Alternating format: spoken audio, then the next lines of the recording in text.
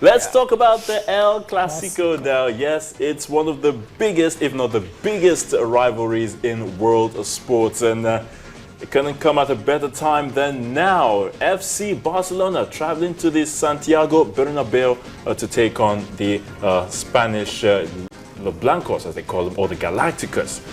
Well, it's presently it's not looking too good in terms of the standings for Real Madrid. They are second to Barcelona, 3 points. 3 points. Yeah, it's just 3 points. It's just 3 points, but you know what that can do. Psychologically, Barcelona seem to have an edge right about now, and that's why they are so excited going into this one. Real Madrid, of course, having to play catch-up again for several seasons. And it is only going to get, well, not worse, but it's going to get tough for Real Madrid when you have a full complement of the Barcelona squad. Lionel Messi, still question marks whether he will feature or not. But there you have the statistics. Messi will feature in this game.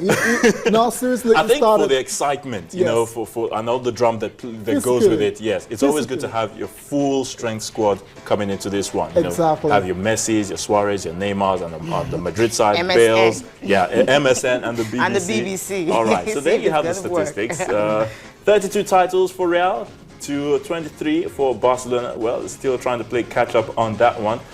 71 wins and 67 for Barcelona. That's just to remind you, it's for the La Liga now, the Spanish La Liga. 67 losses for Real Madrid and 61 for Barcelona, and both sharing 32 draws. So yeah, in recent times, you would say perhaps that Barcelona, well, maybe they've had a little slight edge, but you can't really take anything away from these two sides. Keylor Navas there, he's back, he's fit for this. He's had a great time in goal for Real Madrid after what happened in the summer when Casillas left and Real Madrid failed to get David De Gea. But Keylor Navas has been incredible form for Real Madrid, and I bet Rafa Benitez is happy he's back in training. Ronaldo surely has to be one of the main actors on the night. 15 goals in El Clasico for Ronaldo. But Messi is the top scorer with 21. So he has to play catch up again with Messi on that one. Yeah. Well, those guys they're ready. Those guys have a way of pushing each other. That's why I'm very happy to be in this era of these two great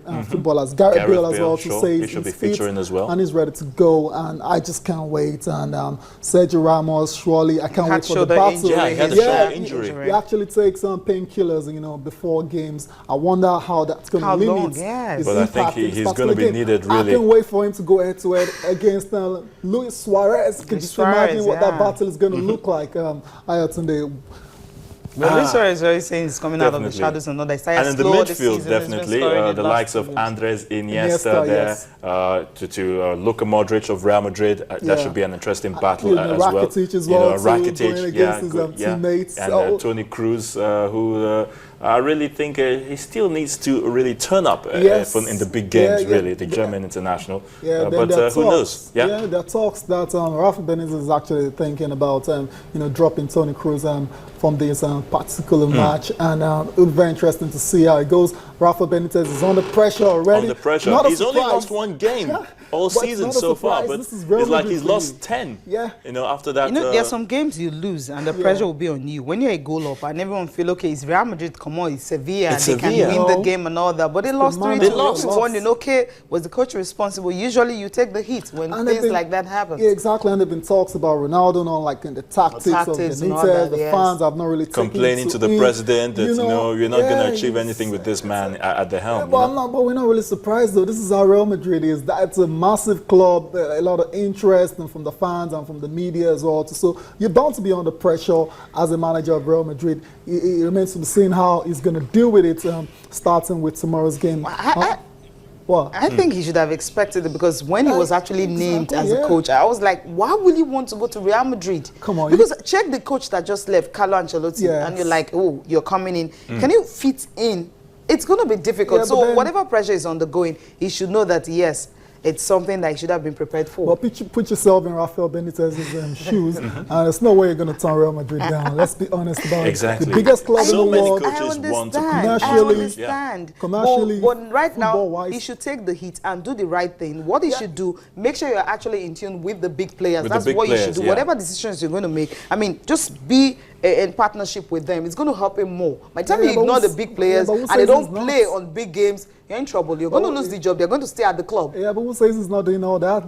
I wouldn't know, because you just talked about the fact that Ronaldo was complaining to Florentino Perez and all that. That's what they say. I think it just goes with the personality thing. You know, the egos with big players will always come in. We didn't see that with Carlo Ancelotti at all. Yeah, we didn't see that with Carlo Ancelotti. You know, we saw a little bit of that with Jose Mourinho, but it wasn't this much. I mean, for a player to actually pass, you know, the coach and go straight to the president and complain, I think that's overboard. I guess it's but interesting one again for the El Clasico, for the likes of, well, Iker Casillas, who's no more there, and of course Xavi Hernandez, who is now in the Far East. They will not be featuring. It's the first time. Yeah, for the first time. 15 years. 15 years. Wow. It goes to show the attachment those two players. Should have been there forever.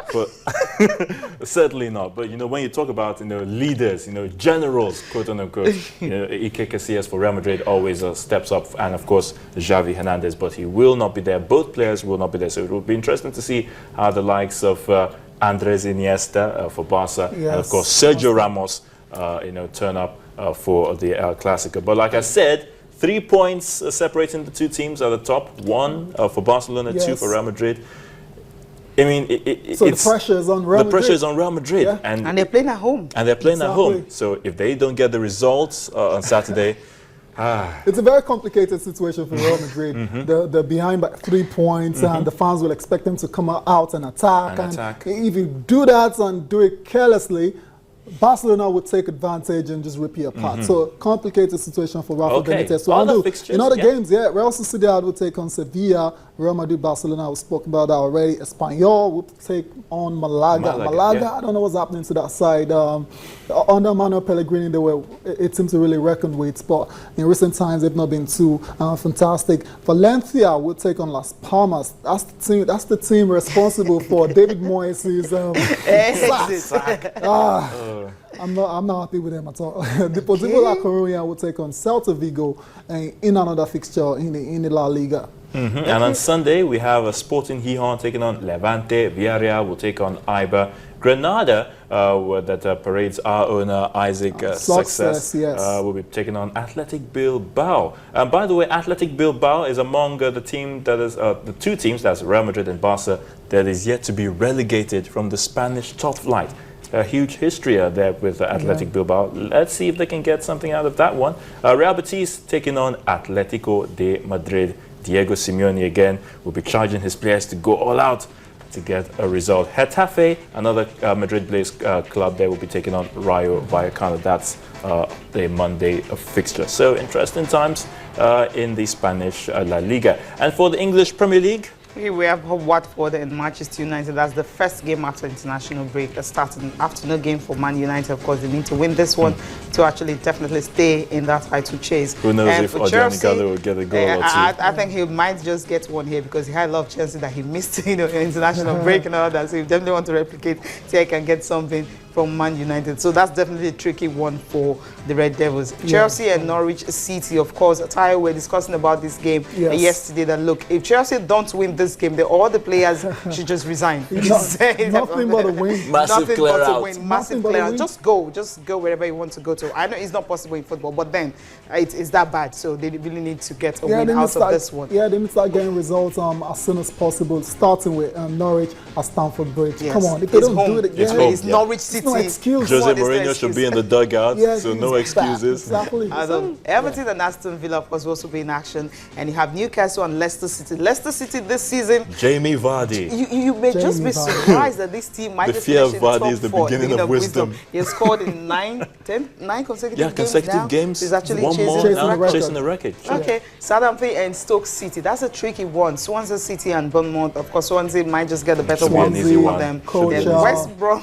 Gary Monk. Monk. Gary Monk under pressure as well too. Definitely. It's strange. Yeah, a couple of months ago, we're hailing this guy as one of the best young British coaches, managers, but now he's under pressure to deliver results. But that's how the game is. It happens. That's why it's the English Premier League. Yeah. Okay, West Brom and Arsenal. Arsene Wenger was talking about the fact that West Brom, what he saw against Man United when he played against Man United, they were really a tough side, so he should be waiting for another tricky match.